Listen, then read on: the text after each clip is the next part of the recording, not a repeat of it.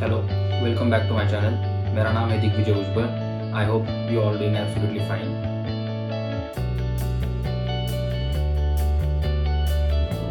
तो ये वीडियो जो फर्स्ट टाइम जर्मनी जाने वाले स्टूडेंट्स हैं उनके लिए हेल्पफुल है। जब मैं फर्स्ट टाइम जर्मनी गया था तो मुझे जो प्रॉब्लम्स आए थे सेटल होने के लिए, उसके एक्सपीरियंस के साथ मैं ये वीडियो बना रहा हूँ ताकि आप लोगों को ये प्रॉब्लम्स ना आए और आप जल्दी से सेटल हो सके।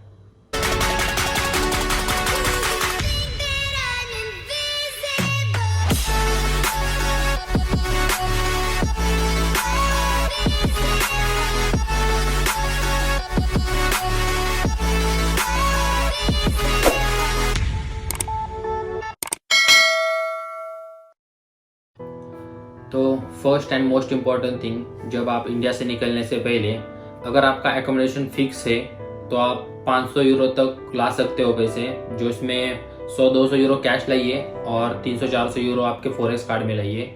या फिर अगर आपका एकोमोडेशन फिक्स नहीं है तो आप 1500 यूरो तो मिनिमम लाना ही है, उसमें से 100-200 यूरो आप कैश लाइए और बाकी 1300-1400 यूरो आप क्रेडिट कार्ड या फिर आपके फॉरेक्स कार्ड में लेके आइए।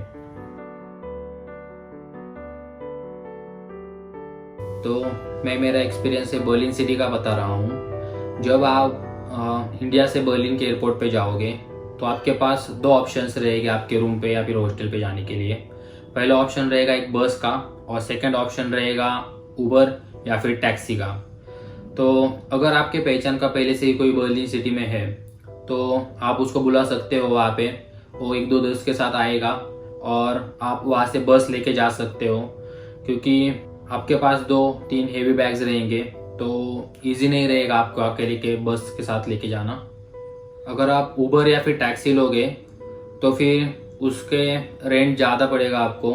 मैं मेरा एक्सपीरियंस दिखाता हूँ आपको। जब मैं गया था तब मुझे ऑलमोस्ट 25 यूरो को एक राइड पड़ी थी उबर की, और टैक्सी वाले को पूछा था तो उसने वो सेम डेस्टिनेशन मुझे 30 यूरो में बताया था।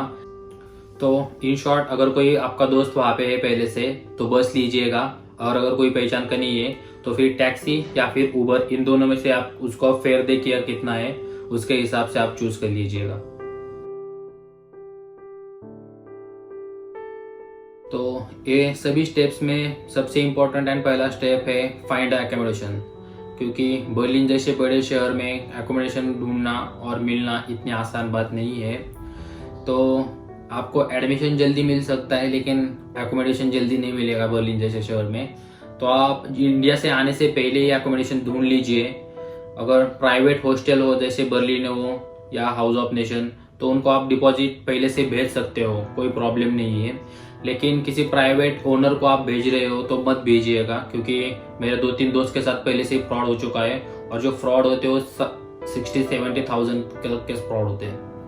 इम्पोर्टेंट ये है कि आप हॉस्टल या फिर कोई अपार्टमेंट ढूंढ लो और उसका जो कॉन्ट्रैक्ट होगा वो आपका पहला डॉक्यूमेंट तैयार हो जाएगा। अपार्टमेंट या फिर हॉस्टल जर्मनी में या फिर बर्लिन में कैसे ढूंढना है, इसके लिए मैं अलग सा वीडियो बनाऊंगा, तो don't forget to subscribe my channel. तो वो कॉन्ट्रैक्ट लेके आपको सिटी रजिस्ट्रेशन के लिए अपॉइंटमेंट लेनी है। बर्लिन शहर में बहुत सारे ऑफिसेस हैं, तो ऐसा नहीं है कि आप आपके नज़दीक के ऑफिस में ही जा सकते हो। कोई भी ऑफिस में जाइएगा, क्योंकि अपॉइंटमेंट वहाँ पे जल्दी मिलता नहीं है। तो उसे एलमेंडुंग कहते हैं जर्मन लैंग्वेज में। तो वो जो एलमेंडुंग है वो आपका सेकंड डॉक्यूमेंट होगा, और ये एलमेंडुंग डॉक्यूमेंट बहुत इंपॉर्टेंट है। तो आपको कोई भी लीगल काम या फिर ऑफिशियल काम करना हो तो ये डॉक्यूमेंट हर टाइम लगता ही है। तो एकोमोडेशन का कॉन्ट्रैक्ट और सिटी रजिस्ट्रेशन, ये आपके 2 इम्पोर्टेंट डॉक्यूमेंट्स तैयार हो गए। उसके बाद आप जा सकते हो बैंक अकाउंट ओपन करने के लिए। बैंक अकाउंट ओपन करते टाइम पे आपको ये दोनों डॉक्यूमेंट्स दिखाने हैं, प्लस आपका पासपोर्ट भी लेके जाना है। तो उसके बाद आपका बैंक अकाउंट ओपन हो जाएगा। तो जर्मनी में हर किसी के लिए आपको कॉन्ट्रैक्ट होता है। आप सिम कार्ड लोगे उसका कॉन्ट्रैक्ट होगा, जिम जाओगे उसका कॉन्ट्रैक्ट होगा, आपका घर का भी कॉन्ट्रैक्ट ही होता है। तो हर एक चीज के लिए जब कॉन्ट्रैक्ट होगा तो उसमें से ऑटो डिडक्शन हो जाएगा आपके पैसे, उसको सेपा कहते हो लोग। जो बैंक अकाउंट इसके लिए बहुत इंपॉर्टेंट है, और आपका ब्लॉक अकाउंट उसी के बाद ही ओपन होगा। तो बैंक अकाउंट ओपन करते टाइम पे मैंने कॉमर्स बैंक पे बैंक अकाउंट ओपन किया था।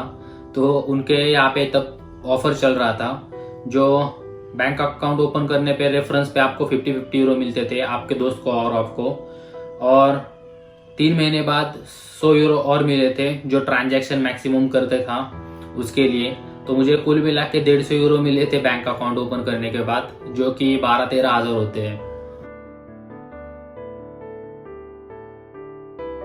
तो बैंक अकाउंट ओपन करना ये आपका थर्ड स्टेप हो गया। उसके बाद का स्टेप होता है अनब्लॉक योर ब्लॉक अकाउंट। जो अगर आपके पास पैसे ही नहीं होंगे तो आप करोगे क्या वहाँ पे, क्योंकि आप जो पैसे लेके गए थे वो ज़्यादा दिन रहेंगे नहीं। इसलिए बैंक अकाउंट आपका ओपन होने के बाद जब आपके ब्लॉक अकाउंट अनब्लॉक हो जाएगा तब तक आपको पैसे की ज़रूरत पड़ती है, इसलिए ये पैसे लेके जाना इम्पोर्टेंट है। तो ब्लॉक अकाउंट अनब्लॉक कैसे करना है डिपेंड है कि आपने आपका ब्लॉक अकाउंट कहाँ पे ओपन किया है। तो मेरा फिनटिवा के साथ ब्लॉक अकाउंट था, तो उसका प्रोसेस कैसे करना है ब्लॉक अकाउंट से लेके अनब्लॉक होने तक का, तो मैं पूरा प्रोसेस के लिए अलग वीडियो बनाऊंगा। तो 4th स्टेप हो गया आपका अनब्लॉक योर ब्लॉक अकाउंट। उसके बाद 5th स्टेप है हेल्थ इंश्योरेंस का। तो मैं एडवाइस करूंगा कि आप जब तक नए हैं वहाँ पे आपको कुछ प्रोसेस समझ में नहीं आता, आप पब्लिक इंश्योरेंस ही लीजिएगा, जैसे टीके एओके। तो ये आपके इम्पोर्टेंट स्टेप्स है वहाँ पे। ये सब डॉक्यूमेंट्स आपको हर टाइम लगेंगे और सबसे इम्पोर्टेंट डॉक्यूमेंट्स है ये। तो आपका पासपोर्ट कॉपी और वीज़ा कॉपी, ये 3-4 कलर कॉपीज आप इंडिया से ही लेके जाइएगा आपके साथ। अगर आपके सेमेस्टर टिकट में आपका ट्रांसपोर्टेशन टिकट नहीं है तो आपको ट्रांसपोर्टेशन टिकट अलग से लेना होगा। जैसे बर्लिन में बीवीजी का ट्रांसपोर्टेशन टिकट मिलता है, जिसमें आप सब कुछ यूज़ कर सकते हो। इसके लिए आपके फ़ोन में गूगल मैप, गूगल ट्रांसलेटर होना बहुत इंपॉर्टेंट है। बर्लिन में कनेक्टिविटी इतना अच्छा है, आप किसी भी पॉइंट पे खड़े रहिए और वहाँ से कोई भी डेस्टिनेशन लीजिए, आप दोनों डालोगे गूगल मैप पे तो आपको बस, ट्रैम्प और यस-बान, U-बान हर एक का आपको वो ऑप्शन दिखाएगा। इसलिए गूगल मैप आपके फ़ोन में होना बहुत इंपॉर्टेंट है। तो ये सब इम्पोर्टेंट चीज़ें हैं वहाँ पे। आप जब जाओगे तब ये सब आपको प्रोसेस फॉलो करना पड़ेगा, क्योंकि आप किससे बच नहीं सकते। उनका सिस्टम उन्होंने ऐसा बनाया है कि हर एक चीज़ से आपको जाना ही होगा। तो आई होप ये वीडियो आपको अच्छा लगा हो और ये इन्फॉर्मेशन आपको काम आएगी। तो मिलते हैं नेक्स्ट वीडियो में। Stay safe, stay healthy.